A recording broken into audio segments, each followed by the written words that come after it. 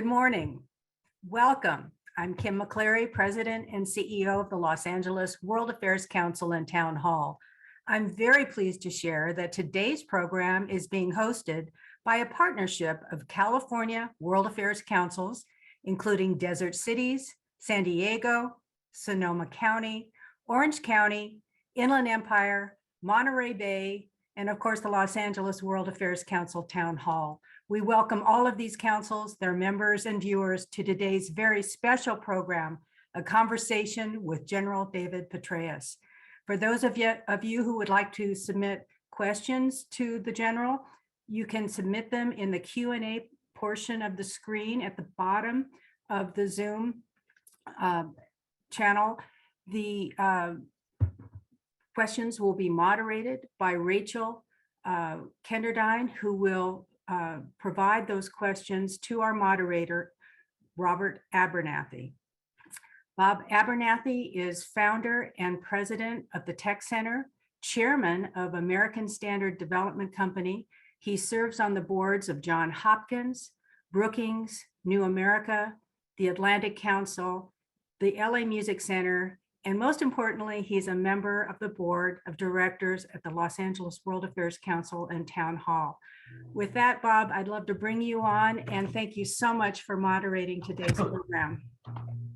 Thank you, Kim. We are very fortunate and blessed to have you as our president and our leader. You've done a number of very exciting things recently for the World Affairs Council. You know, our mission to have an informed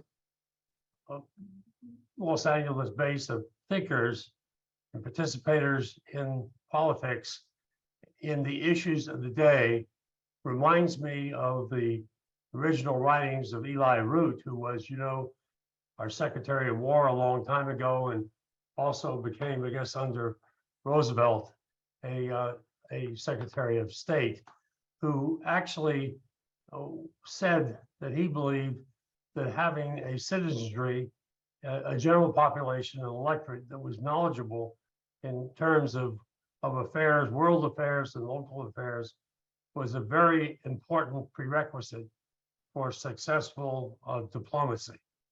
So that is the basis on which Town Hall was founded in 1937 and the World Affairs Council in 53. As you know, both organizations merged recently. There have been a total of 5,000 speeches promoted by those two organizations in that period of time. I had the privilege of becoming members of both organizations in 1970, and I welcome those of you who are on with us this morning, this afternoon, to if you're not members, to contact Clem McCleary and become members of our organization and participate in the discussion. I have set up a series of 6 interviews to try to promote the knowledge and interest in national security affairs and diplomacy, which today's program is the first one of which, followed by today's, we have Fred Kemp, who is the president of the Atlantic Council and who used to head up the Wall Street Journal operation in Europe. Then comes Fiona Hill, who is a Brookings scholar, probably knows more about Vladimir Putin than any living America. She's been a real resource to a lot of people and organizations on Putin. Then comes Anne-Marie Slaughter, who is head of New America, president of New America. She used to be dean of the Princeton School of International, Woodrow Wilson School of Public Affairs, International Affairs at Princeton. And by the way, our guest this afternoon has got both a master's degree and a PhD from that institution that Anne-Marie Slaughter for a time headed. Next comes Michelle Flournoy, who is an expert in defense.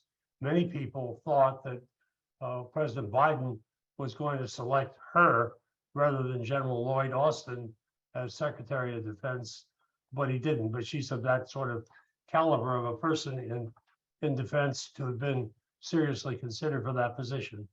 Last on the list is Jason Matheny, who is the new CEO and president of RAND. RAND headquarters are just around the corner from the World Affairs headquarters in Culver City and Santa Monica, respectively.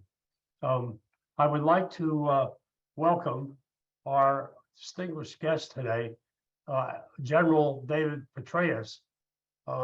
His last job in the federal government of service was heading up the Central Intelligence Agency. Now he's a partner in KKR and heads up KKR's Global Institute, amongst other things. He spent 37 years with the U.S. Army. He is probably the most distinguished, best known soldier of the world in this current century. I think that's a correct statement. Principally because of the service he's rendered in 3 theaters. He was commander of the International Security Assistance Force, ISAF, and in Iraq, and he also commanded the U.S. Central Command. Many of you probably don't realize what that job entails, but it is 4 million square miles, 560 million people, 26 ethnic groups. It basically runs from from Afghanistan through the Middle East, and has much of Central Asia in its field of command. Then he had 3 tours of duty, separate tours of duty, with the multinational force in Iraq. I'm General Petraeus. That's quite a record, and I'm kind of interested in how all that came about, how that started out. I know your mom was a librarian and your dad was a Dutch sea captain, but tell us about how your life started, how you got interested in these sorts of things, and how that led to your enrolling in the U.S. Military Academy at West Point. It was 7 miles from home. Half the people to whom I delivered newspapers when I was a kid were West Point graduates or serving officers. Our high school soccer coach had actually won the national championship as a soccer coach at West Point, was doing it for $1 a year. We won the championship our senior year. And I had enormous respect for those who were at West Point, the cadets, the serving officers, and frankly, the graduates and veterans. And again, I think a lot of what we do in life is because we want to be like Mike, if you will. In this case, for me, Mike was those who were at West Point and were products of West Point. My parents were very supportive. I did learn a degree of stubbornness and also frankness from my Dutch American sea captain father. Those are attributes normally associated with Dutchmen. But both of them were very, very intellectual. They're both very, very well read. They dragged me around to a bunch of different sites during our elementary and high school years, which were of enormous benefit over the years. But I went to West Point. I found that I enjoyed the combination that West Point and the military in general prizes, which is on the one hand, physical fitness, especially if you're in the infantry as I was. Intellectual, academic achievement becomes increasingly important as you go along. And there I was fortunate to be allowed to go to graduate school, spend 2 years at Princeton, and then to teach a couple of years at West Point, international relations and economics. And then also the leadership opportunities that the military affords really at quite a young age, where, as a 22-year-old rifle platoon leader in an airborne battalion in Italy, I was responsible for 43 enlisted and non-commissioned officer soldiers. So, and of course, it continues as you go on up the line. Over time, again, I think you find that this appeals to you. I was very fortunate to have a very supportive wife. and she was the daughter of the superintendent at West Point. It was a blind date. I mean, I didn't go seeking the soup's daughter, and she didn't go seeking a cadet. Actually, it was a happenstance, really. But we hit it off and got married not long after I graduated from West Point, having met her in my fall of my senior year. And we subsequently had, I don't know, 23 or 24 moves in 37 years, which culminated, as you noted, in as a general officer with 6 consecutive commands, 5 of which were in combat, including Iraq, Afghanistan, and the Greater Central Command area. Folks said over the years that, Petraeus was lucky or what have you. There's a degree of truth to that. Timing is not insignificant. It's not irrelevant. But I've always thought that luck is also what happens when preparation meets opportunity. And I worked very hard over the years that I was in uniform to be ready for what came along, for the opportunities that did present themselves, especially for those 3 final commands. Again, the surge in Iraq Central Command and then the surge in Afghanistan. But there were a lot of other assignments along the way. Central America, Haiti, Bosnia, Kuwait, and then the 4 years total in combat in Iraq, and then 19 and a half months at Central Command and over a year in Afghanistan, and then really privileged, of course, to follow that with service as the director of the CIA. Talk to us a little bit about the 3 assignments in Iraq, and particularly the surge. Surge was the last of the 3. Yeah. So I was privileged to be the commander of the 101st Airborne Division when we did the invasion of Iraq, and then the very first year. It really helped that I'd been a student of counterinsurgency for a number of decades, that I'd spent a year in Bosnia where we did not just the peacekeeping and those elements, which are sort of the stability and support parts of counterinsurgency campaign, but also was doing the war criminal hunt. I had a U.S. hat. I was the deputy commander of a clandestine joint task force doing that with special mission units together with the CIA and others. And then also in the wake of 9/11, we conducted the first counterterrorism operation after 9/11, actually in Sarajevo, not in Afghanistan. And we carried on with a number of counterterrorism operations during that time. And all of that really was very, very helpful when I ended up in northern Iraq, in Mosul, after the fight to Baghdad and the collapse of the regime, where, under the Geneva Convention, you are the executive, judicial, and legislative all in one. And we felt as if a lot of us had a fair amount of experience in these kinds of endeavors. Haiti was very good because it was a multinational operation where we had to rebuild an awful lot of the infrastructure of that country as well. And I was a UN force chief of operations, not the US. We had the US underneath us, but this was at the coalition level, which again was great preparation. That first year actually went quite well for the 101st Airborne Division. Although over time, the insurgency began to take root up there as well. Went home, was asked to come back immediately to do an assessment by Secretary Rumsfeld of what happened to the Iraqi security forces in the face of a joint, both extremist, Sunni extremist and Shia militia uprising in March and so forth of 2004. I did that assessment, came back, and yet the forces in our area had hung tough, relatively speaking. Went back, briefed him. He said, great, these are wonderful recommendations. Go back over and implement them. So I went back as a 3-star, stood up the train and equip mission called the Multinational Security Transition Command Iraq, and also then the NATO training mission Iraq. Did that for over 15 and a half months. By the way, went through Afghanistan on the way home to provide an assessment of that to him when I got back. Had 15 and a half months in the States at that time where we distilled what we had learned, we felt we had learned from Iraq and Afghanistan, overhauled every aspect of leader development for our commissioned, non-commissioned, and warrant officers. I oversaw all of that for the U.S. Army. Also, the doctrinal manual on counterinsurgency that we developed in less than a year. That's an all-time record by far. We cut out a lot of the approval process with the support of the Chief of Staff of the Army, whose guidance to me when I showed up in Washington en route to Fort Leavenworth, which is where the headquarters was, but oversaw about 16 or 17 schools and centers all around the U.S. I asked him, what, Chief, you got any guidance? He said, yeah, shake up the Army, Dave. I said, I can do that, Chief, if you got my back. He did. So did my 4-star boss at the U.S.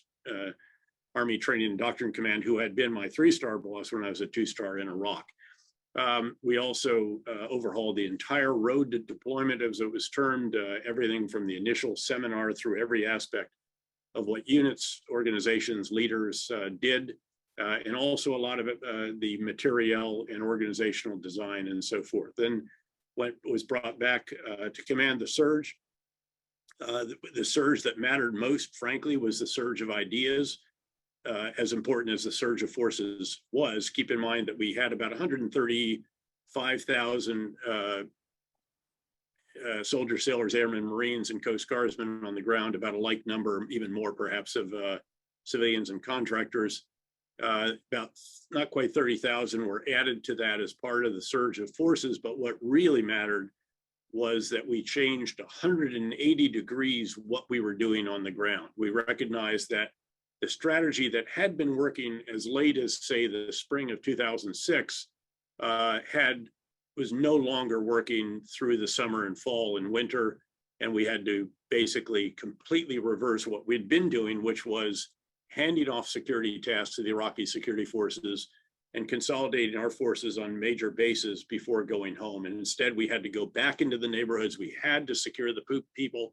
That was job one. Violence was completely out of control. 53 dead civilians due to violence every 24 hours just in Baghdad, the capital alone. People couldn't even get to work or school, much less to the parliament. And so we had to go back into the neighborhoods. We had to take back control of security from the Iraqi security forces. We basically had to pull them offline, reconstitute them, fill them back up with soldiers, retrain them, give them a month's worth of cohesion and training and so forth, and re-equip them, and then bring them back into the fight. And then as the levels of violence over time went down, we drove violence down by some 85% during the course of the 18 months of the surge proper, and then further during my, that was a 19.5-month tour. But there were a number of other major ideas. We recognized that we could not kill or capture our way out of an industrial strength insurgency, so we had to reconcile with as many of the rank and file of the Sunni insurgent organizations and the Shia militia supported by Iran as we could, strip them away, get them on our side through their tribes, typically, who were now frustrated with al-Qaeda and the extraordinary violence that they were visiting on their communities. The same with the major Sunni organizations associated with them, and a similar problem in the Shia communities when it came to the Shia militia. Variety of other initiatives, even greater civil military integration cooperation with the great ambassador Ryan Crocker, who is our diplomatic partner for that effort. And as I said, the result was really quite dramatic. And an enormous privilege with complete support from the President of the United States, who uniquely during that tour gave us a 1-hour video teleconference every Monday morning that started promptly at 7:30, ended at 8:30, with the entire national security team around the table in the West Wing of the White House. That, again, is completely unprecedented. It had never happened before. In fact, that was one of the areas that I looked at during my dissertation, and it certainly was never done subsequent to that. That was of enormous importance to us because, in particular, frankly, there was a great deal of skepticism about the surge in the Pentagon and also on Capitol Hill. Thankfully, we were able to generate results, real significant improvement in the security in the final 2 months of the first 6 months, because I had to go back and testify, as you may recall, Bob. That was a fairly emotional and major event in Washington, and thankfully had Ambassador Crocker come along with me. Recognized, again, if we were going to testify on civil military campaign plan, it needed to be a civil military team doing that. That meant we had to do 2 additional committees each. It was quite a marathon of a couple of days on Capitol Hill, but it showed that there was progress. It sustained sufficient support on Capitol Hill that we were able to continue the operation. And then again, as I said, over time, it drove violence down by over 85%, gave Iraq an entire new opportunity, which they did pretty well with over the subsequent 3.5 years. But then shortly, and violence actually continued to go down even further. But tragically, within 24 hours of our final 4-star and final combat forces withdrawing, that was General Austin, by the way, now our Secretary of Defense, the prime minister began undoing what we had done by pursuing highly sectarian actions that inflamed the Sunni Arab community, the minority, if you will. He was a Shia, trying to shore up his base for upcoming parliamentary elections. And it tore the fabric of society apart again that we'd worked so hard to put together.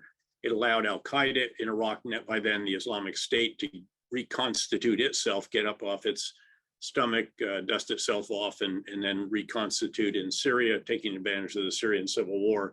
And that ultimately, of course, led to the Islamic State coming back into Iraq, establishing a caliphate in northern Iraq and northeastern Syria, and requiring US forces to go back in.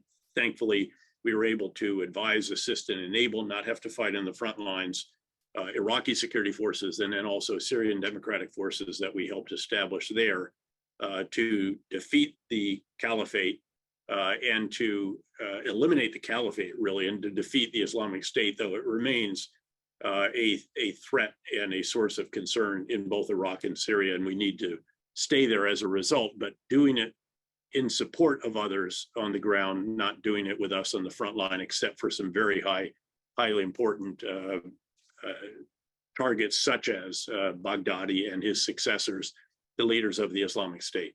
Over. During this wonderful career that you had of service, you faced two near-death situations. Tell us about those. And I know one of them involved a bullet through your chest, which you actually assisted the repair of that chest. You went to a U.S. senator, a leader of the majority of the Senate. Well, he wasn't that position yet. He was. This is again another one of those. Luck is what happens. But anyway, no, I got shot in a live fire training accident. We had a very aggressive set of live fires. In fact, Brigadier General Jack Keane, later 4-star General Jack Keane, was standing next to me. I jokingly used to say that I dove in front of him to take one for him, but it wasn't really that case. A soldier tripped coming out of a bunker after he'd knocked it out with a grenade and fell. And as he did, he squeezed off a round, we think, went through my chest. Thankfully, it kept on going. Bigger hole in the back, but again, didn't rattle around too much and didn't sever an artery. It actually nicked an artery. If it severed it, you bleed out in a minute or more, not much more. So they were able to stabilize me, get me on an air medevac to the post hospital. They put a chest tube in me, no anesthesia. It's the most painful moment of my entire life. It's the only moment where a doctor said, this is really, really going to hurt.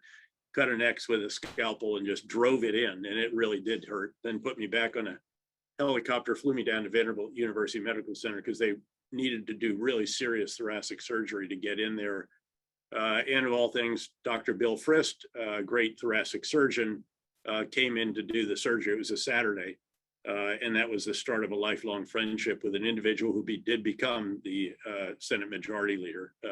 Jokingly, I used to say that I was dying to meet Dr. Frist. He did really literally save my life, although by the time they had the chest tube in, the chances of survival were really quite good. But he found the artery, he cauterized it, he pulled out the rib and all the rest of that stuff, and then sewed it all back up. So that was a very interesting experience, great training for our medical folks, our medics on the battlefield.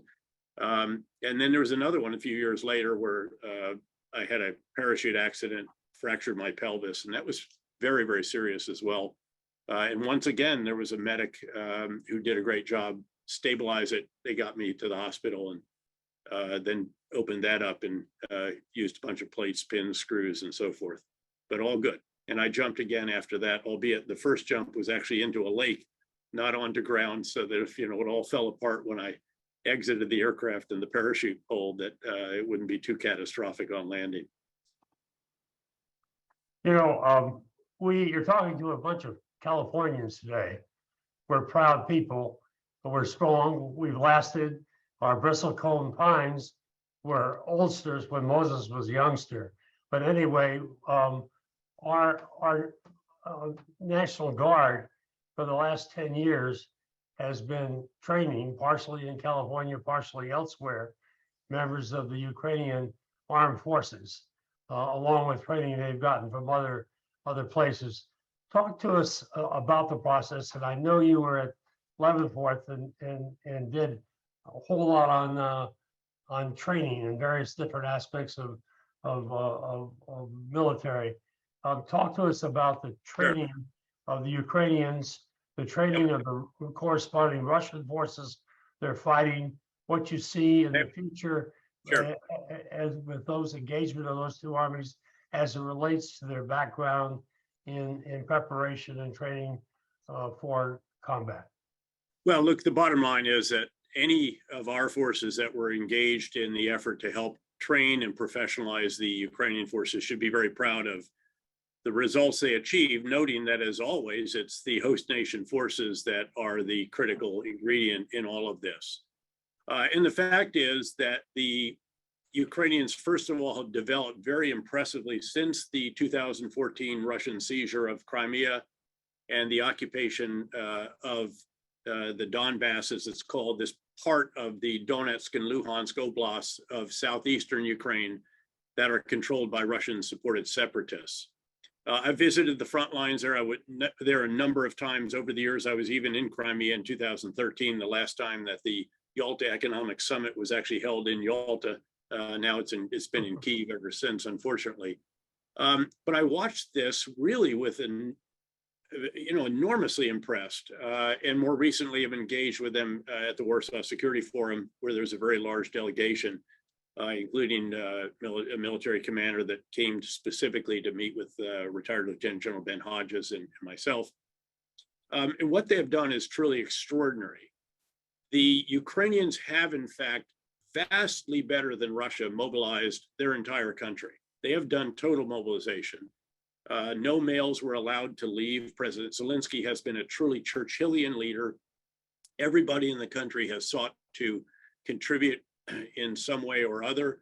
And innumerable businessmen have hung up their business suits and put on camouflage uniforms, and again, been trained, equipped, organized, and now employed very, very impressively. And the reality is that the Ukrainian military is now larger and more capable than that of Russia on Ukraine, despite Russia pulling forces from virtually everywhere that they could find them, and despite their partial mobilization, which has been positively shambolic by comparison with that of Ukraine.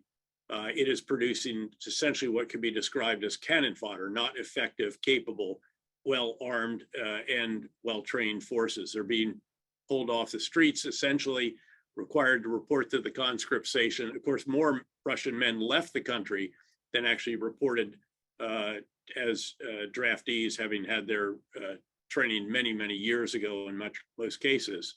And they're very quickly sent to the front lines where they just cannot be all that effective. Now, cannon fodder is a problem, especially in urban areas for an enemy, but it is not an insurmountable one. And the Ukrainians, thanks in particular to the extraordinary amount of support from the United States, $18.5 billion worth of arms, ammunition, and other materiel, plus over $13 billion in economic assistance, together with that provided by NATO and other Western countries. They're literally supported by the arsenals of democracy around the world, and they have put this to extraordinarily good use. Several of these items we've provided are true game changers. The guided missile launch rocket system munition, which is a subset of the rockets we've provided for the multiple launch rocket system. These land on a dinner table at 70 kilometers. They're over $100,000 a piece. The same is true of the Excalibur rounds, which is a subset, very small subset of the more than 850,000 heavy artillery rounds that we have provided, 155 millimeter artillery, which also is very, very accurate, also probably around $100,000 a copy, about a third the range of the, or a little bit more of the rockets that I described. These have taken out Russian headquarters, their ammo supply points, their fuel depots, and their major barracks, if there's large concentrations of forces, up to a distance of 70 kilometers, force the Russians to pull them back that distance, and therefore rendered what was already quite poor logistical support of those on the front lines on the Russian side even worse than it already was. Now, none of this is to say that the Ukrainians are about to completely liberate all of the territory that the Russians have seized since 24 February, much less since 2014, which would include Crimea and the Donbass. It does mean, however, that they have made stunning gains over the course of the last, say, 2.5 months. They clearly will clear the area that is west of the Dnipro River, that area down here in the south, in what's called Kherson Oblast. I think they'll make continued gains over in the east, where they liberated all of Kharkiv Oblast, and now they're starting to eat into Luhansk Oblast. And I think they'll start to penetrate more centrally in the south as well over time. The winter will be much tougher for the Russians on the battlefield than it will be for the Ukrainians, who are fighting. This is their war of independence. Their people recognize it as such. They'll welcome soldiers into their home. They'll give them warm soup if they needed a place to get dry and get some sleep if necessary. That is not going to be the case on the other side, where the Russians are occupying territory. The people largely hate them, and some of them are actually trying to kill them. But months and months of very, very tough fighting. On the Russian side, what Putin wants to do is, of course, to outlast, to outsuffer, if you will, the Ukrainians and the Europeans by cutting off the flow of natural gas. That has not worked. The European fill, I was just in London last week, been in also in Warsaw, as I mentioned, and then Berlin before that over the course of the last month and a half. The fill of natural gas capacity, storage capacity, is now well over 92%. The winter so far has been very mild, and it looks as if they're going to get through this winter without emergency rationing, although, again, touch wood as you say that, because if there is some unexpected cold snap, that could cause problems. But there are literally LNG carriers sitting moored off the European continent because there's not sufficient storage capacity, and the spot price, not the futures price, which is quite elevated still. The spot price of natural gas actually went negative briefly during the time that I was in London last week. Russians cannot reverse this dynamic on the battlefield, where the Ukrainians actually have a larger and more capable force, despite being more than 3 times the size of Ukraine and having incredible energy, mineral, and other commodity blessings. What they can do, however, and have been doing, is punish Ukraine just to take down civilian infrastructure. They've taken out about 40% of Ukraine's energy generation and transmission so far. They're also attacking the water system throughout Ukraine as well. These are not military targets, obviously. This falls into the category of war crimes by most definitions, certainly the Geneva Convention. But it's all they can do, given that they can no longer carry out any kind of sustained offensive on the battlefield, and have been losing again over the course of the past month and a half or 2 months. So the prospects are grim for them. But again, unless they begin to crumble or collapse, which is not impossible, but very, very hard to predict, we will see months of very tough fighting, very tough casualties, noting that the Russians have undoubtedly lost at least 4 times the soldiers in 8 months of combat in Ukraine that they lost in 9 years of combat in a tough war in Afghanistan. But Putin is going to continue. Zelensky cannot negotiate right now.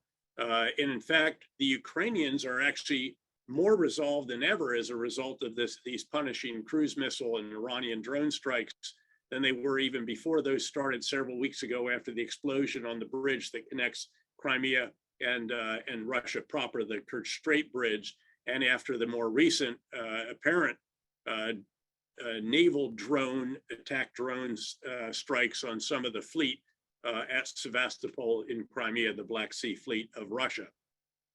Eventually, Bob, I think that there will be some grand negotiation eventually, but not coming soon to a theater near you, in which Russia recognizes, or perhaps Putin's successor recognizes, the imperative to get out from underneath the financial, economic, and personal sanctions and export controls on Russia, stop the terrible bleeding and casualties in Ukraine, maybe negotiate what they might retain, something, again, Zelensky can't allow at all right now. And on our side, we say, look, and there's going to be a Marshall Plan and there's a durable security guarantee, which I think has to be part of the ultimate formula, whether you can actually guarantee NATO membership or not, given the possibility that Hungary or Turkey might object to that. And it takes all NATO members. And by the way, those two have not yet voted yes on Sweden and Finland, although I think that they will in those cases. All other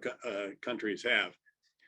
So I think over time, you can see some kind of negotiation in support of Ukraine. Nothing about Ukraine without Ukraine is the adage of the administration, which I think has done a very impressive job on support of Ukraine and galvanizing the rest of the world around this and around sanctions, and continuing to pick away at various elements and various supply chains of the major industries of Russia, starting with, of course, the defense industry, which has been crippled by the export controls on microchips, and actually led reportedly Russia to buy washing machines so they could take the microchips out of them and use them in their arms development, which strikes me as a very, very inefficient way to run a military industrial complex. So I think that's how this will shape out, at least at this vantage point, noting again that I reserve the right to revisit this if you see Russian forces start to crumble, maybe even collapse locally,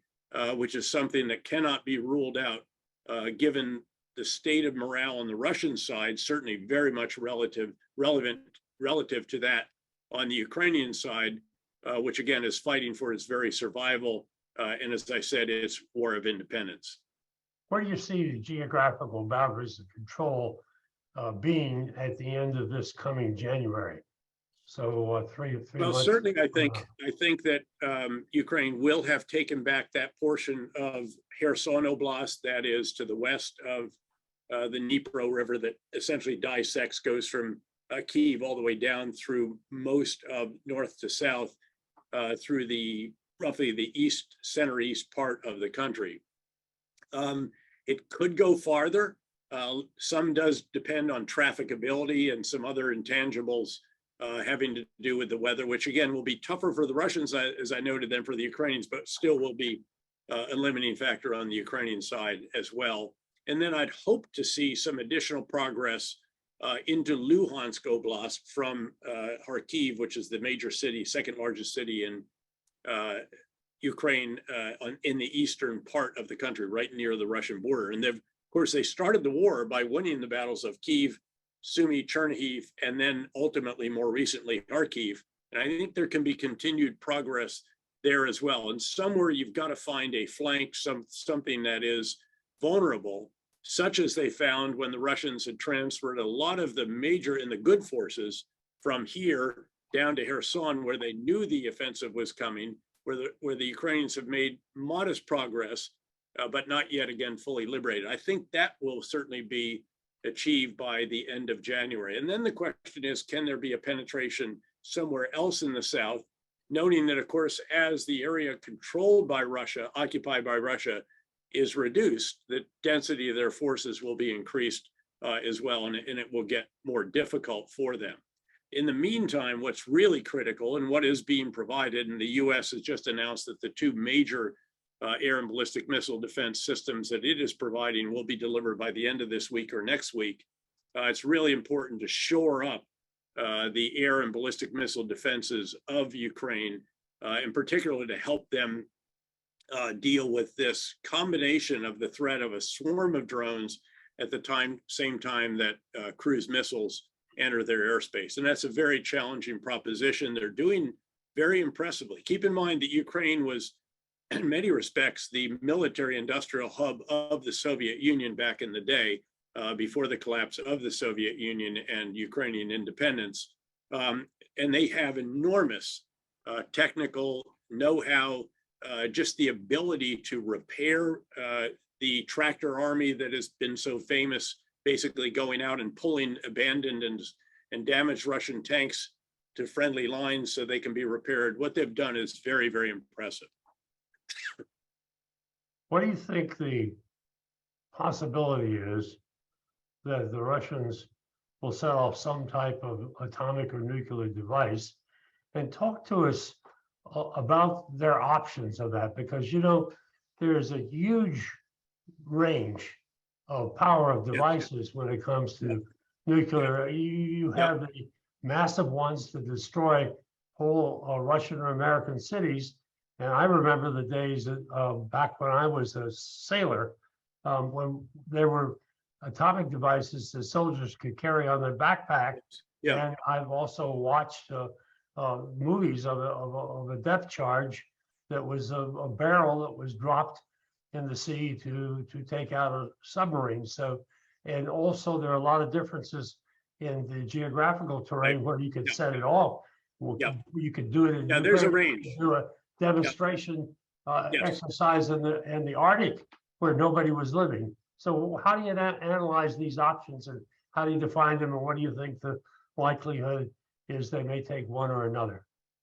Well, first, I think the likelihood, it is not likely at this time that Putin would cross the nuclear threshold, in part because I think the US, the West, a number have communicated to their counterparts in Russia, both privately and publicly, as Jake Sullivan, our national security advisor, has stated publicly, that the result of any use of nuclear weapons would be catastrophic consequences for Russia. Now, as you noted, there's a varying range of yields of these nuclear devices. They have retained truly tactical nuclear weapons, quite small yield, then going on up through the ones that we used in World War II, and then to the really strategic weapons, which again, I think, again, just not thinkable. But certainly the possibility exists. The fact that Putin has several times rattled the nuclear saber is very worrisome. But of course, that's why the US and others have sought to convey very clearly that there would be a very significant response. And it would actually put Russia in a worse position in the wake of use of nuclear weapons than it was prior. You know, this is one of those, if you're in a hole, stop digging. And the ultimate digging method would be to employ nuclear weapons, cross that threshold. And by the way, it would not reverse this dynamic that is so stark for Russia that I described earlier, that Ukraine has a larger, more capable military on their soil than does Russia, and there's nothing Russia really can do about it. And nuclear weapons would make that worse, not better. Keep in mind that a small yield tactical nuclear weapon has a small explosive force. Again, it's very large, but there are certain conventional weapons that have larger than some of the small yield. Their soldiers are not ready for it. They don't presumably have the mission-oriented protective posture gear, the charcoal suits and all the overgarments and protective masks and so forth that would be necessary for them to survive if fallout goes their way. Wind can blow to the east just as well as it can to the west in Ukraine. So it would have a tactical effect that would not change the strategic reality that Putin faces right now, and it would actually make that strategic reality worse. There undoubtedly is a range of options that has been developed, a menu in the White House in coordination with key allies and partners. Among those certainly would be additional diplomatic, economic, financial, personal sanctions and export controls, and also again, a range of possibilities on the military side, so real kinetic response as well. But again, with options, none of which is selected yet until you see what is actually the use case for this.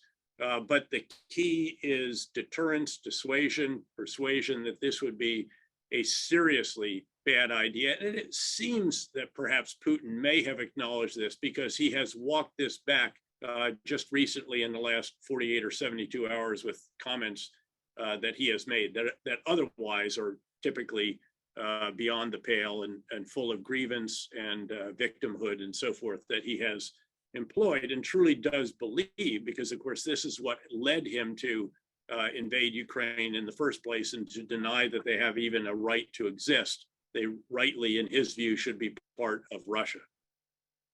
You made a comment, I think, recently about what the US would do if a nuclear device or atomic device was set off, about wiping out their naval forces in the Black Sea and wiping out all their Russian troops I believe it was on Ukrainian turf. Would you expand on your thoughts on that? Well, this is just one option that I laid out. And as I said, there is a menu of options. I suspect that this is among those options, although I have avoided asking that specific question. But I do understand that it is among the menu of options. It would likely be a US-led multinational operation. I'm not sure that NATO's political wheels could move quickly enough in the event something like this happened, and how that would be engaged. It would have to be kinetic, I think. Again, it has to be military action in addition to the other actions that could be taken and will be taken undoubtedly. But you can't say, I think, that there will be catastrophic consequences and not take kinetic action. And then the question is, how significant does it need to be to convey that this was a seriously bad idea, that you're worse off now than you were before, and you should not think about this any further? And also, candidly, to send a message around the world that when a red line is crossed, and this has been, we have established essentially a red line without using that word, that action is taken. And I am one who thinks that in the past, when there have been red lines established, crossed, and we did not act, that has influenced others around the world. I remember going to Singapore, for example, not long after the chemical weapons use in Syria crossed a red line that was established. Yes, there was a way out of it where Russia basically persuaded Syria to give up the chemical weapons, or at least 90% of them, I think it's generally believed. But instead of the kind of kinetic activity that was anticipated and even actually planned and very close to being launched. And the leader at that time said, you know, this reverberates out here. Deterrence, wherever you are in the world, is a function of two elements. It's a potential adversary's assessment of your capabilities and also of your willingness to employ those capabilities. And I think we have to be very conscious of that. I think one result of the withdrawal from Afghanistan and the way it was conducted was that it allowed President Xi of China publicly to say, see, you cannot count on the Americans as an ally. They're not reliable. And look at how it went. They are a great power in decline. Now, I think the administration has done a very impressive job in the response to Ukraine, and hopefully pushing that earlier experience more into the rearview mirror. But you have to be conscious of that as well when you address this specific circumstance in this specific battlefield. As we think about what Russia might do, much of the discussion that you and I hear in the press and from pundits involves the implication of a model for trying to predict what Russia would do is a single rational actor model, as if we were talking about one person trying to understand that person as a rational decision maker. Graham Allison, a number of years, wrote a book called The Essence of Decision Making. Oh, well, and I know Graham. Which he said that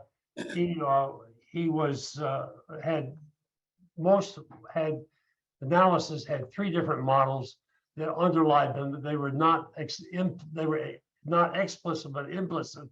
The second one was the organizational behavior model, and the third, the governmental politics model. Could you take a crack at thinking about the situation in Russia with one of those two other models in mind, looking at how decisions are made there, assuming that it's not made by an individual rational actor, but made by the tug and push of organizations trying to better themselves, or made by the greater governmental political processes?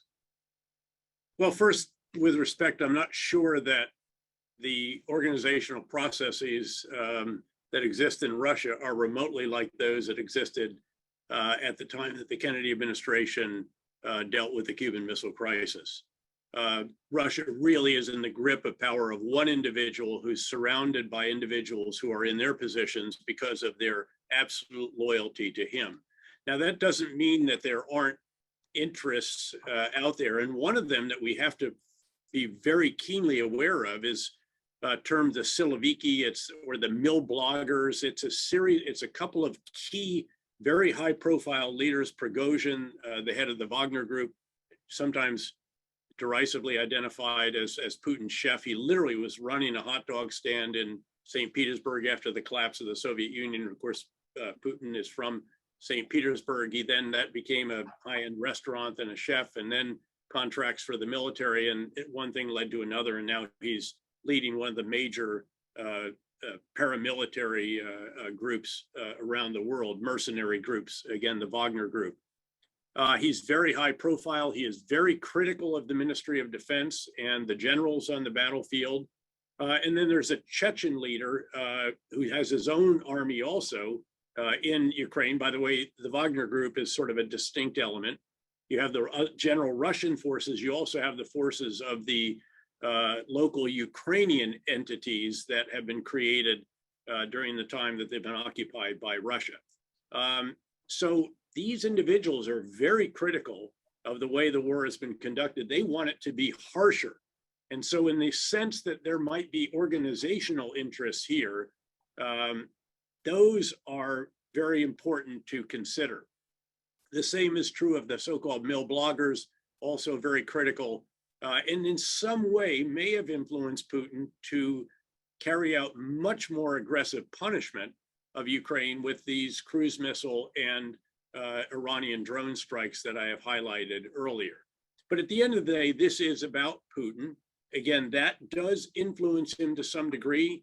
He is concerned that there is an awareness in the general population, and there are even polls now to this effect that recognize that the war is not going well. There's a degree of weariness setting in. The reason he delayed the partial mobilization was for fear that it would result in what has happened, which is further exodus of Russian men from the country rather than going to the conscription stations. And again, the start of some public discontent and content and concern. But if you go back to the beginning, I think the only explanation for the launching of the war really is Putin. It is his grievances.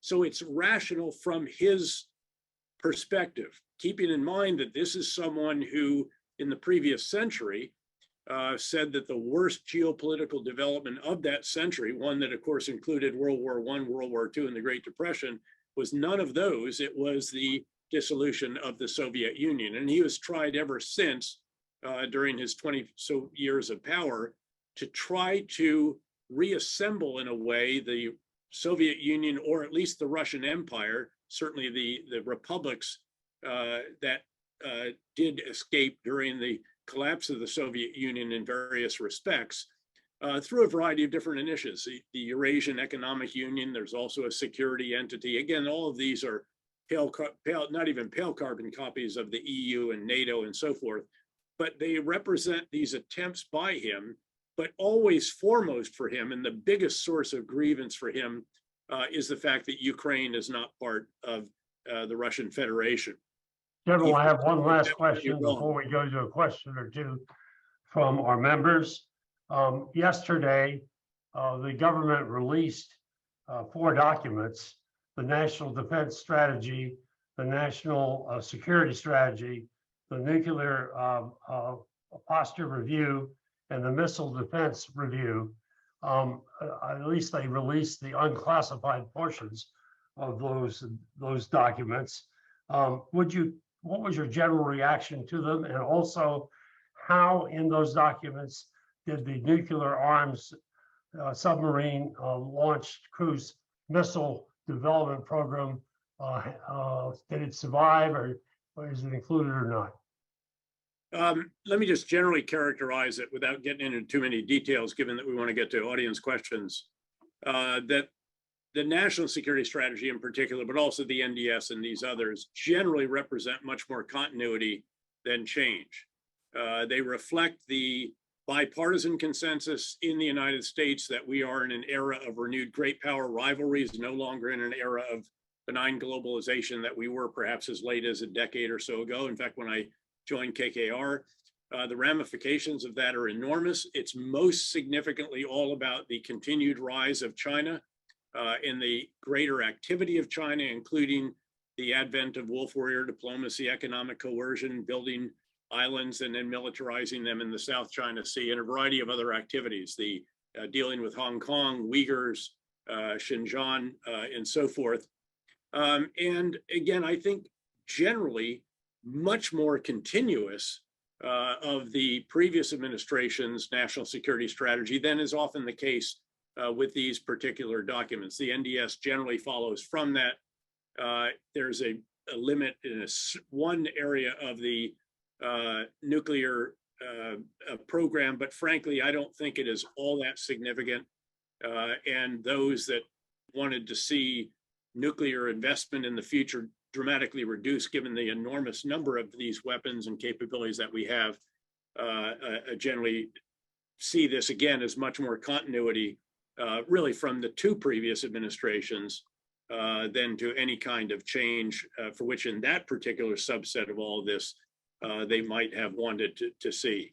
The defense strategy in particular, I think, again, keep in mind, these are actually not really strategies. These are aspirational documents that describe the world as an administration sees it and general concepts for responding to that. A strategy, of course, is ends, ways, and means. And these do not get into the true means at all, which is the province of legislation, authorization, and appropriation, and of course, across services and programs and so forth. That theoretically follows from this, although that's where you really get into the bureaucratic politics model and vested interests. Okay, thank you. Rachel, take it from here.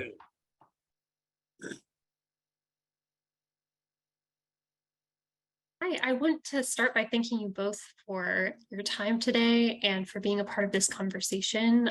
Just what a fascinating conversation we've had. We've had a number of questions come in, and I hope that we could get to a couple of them before the end of the hour. So we had many questions about Afghanistan, and our audience member said, you know Afghanistan better than probably anyone else in the United States. In hindsight, is there anything we could have done differently to prepare Afghanistan for self-government? If we had a more deliberate withdrawal, would the Afghan army have prevailed in terminating the Taliban and their goals?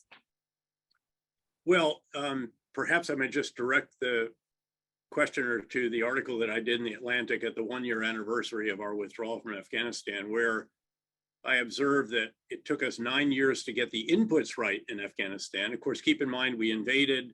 We were reluctant even to put a flag on the ground to have a true headquarters. We missed Osama bin Laden. He got away. Yes, we did spectacularly in toppling the Taliban and eliminating the sanctuary, although Osama bin Laden did get away. We got him later, actually in the final months that I was privileged to be the commander of the forces in Afghanistan, albeit an operation that night was put underneath the CIA director because it was conducted under covert action authorities rather than the military, because it was outside the area in which we were authorized to operate.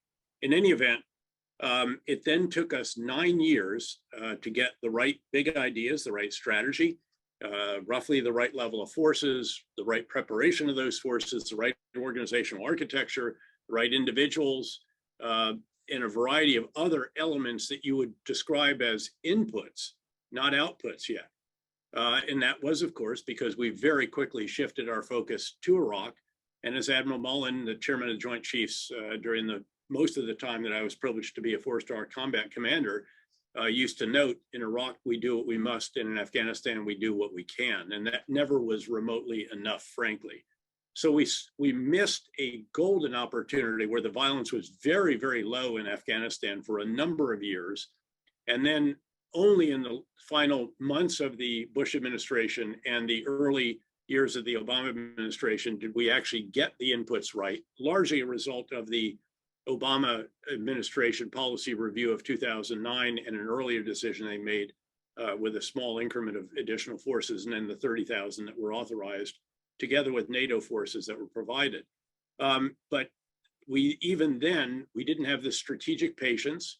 We continually showed that we wanted to leave, communicating that to the enemy. I mean, the ultimate communication was that we signed what has to be the worst diplomatic agreement in our history in 2020, I guess it was, And of course, then the current administration followed through with the implementation of that, albeit a few months later than was originally agreed.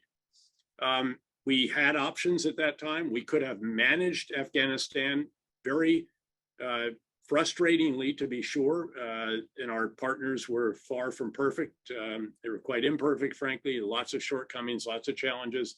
And of course, a context in which you could not win because the enemy had sanctuaries in a neighboring country, that neighboring country, Pakistan, refusing to eliminate them from those sanctuaries or to allow us to do that. So we could never put the same pressure on them that we were able to put on the enemies on the battlefields of Iraq.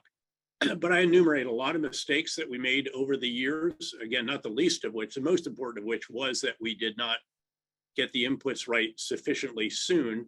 And then we basically took actions that were not always keyed to the conditions on the ground, but rather to the conditions in Washington. I would contend, in fact, that we could have had a sustainability is measured in the expenditure of blood and treasure. We hadn't had a combat loss in the US for 18 months, not because of the agreement, but because we were no longer on the front lines. We were conducting advise, assist, and enable operations.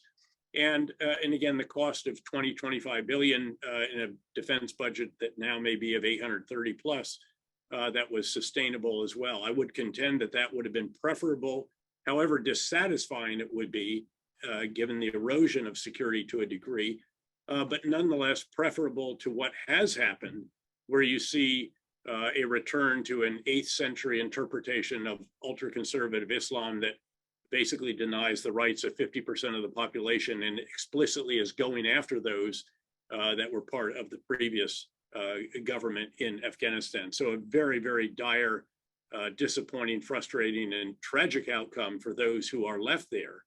And having also left behind over 160,000 of those who actually are authorized to have special immigrant visas by having served as battlefield interpreters for our forces on the ground, like when our son was a rifle platoon leader there when I was the commander, hugely important, and their family members. And again, that's a moral obligation that we still have not begun to meet. Thank you so much for that thorough answer, General Petraeus. We had a number of questions about it, so I appreciate it. Do you have time for another 1 or 2 audience questions? Or actually, I have to jump on another Zoom. Okay. 2 minutes ago. My apologies. No, that's completely fine. We really, again, appreciate your time today, and I'll hand it back over to Mr. Abernathy today. Thank you. Thank you so much, General. Gotta go, Bob. Thank you. Thank you, Dave. Appreciate you. Thank you. Privilege is mine. Thanks for the Look forward invitation. to the Wilson program. See you there. Thanks again. You bet. Right. Bob, thanks so much for bringing us this phenomenal program today. That was a great discussion. I enjoy it.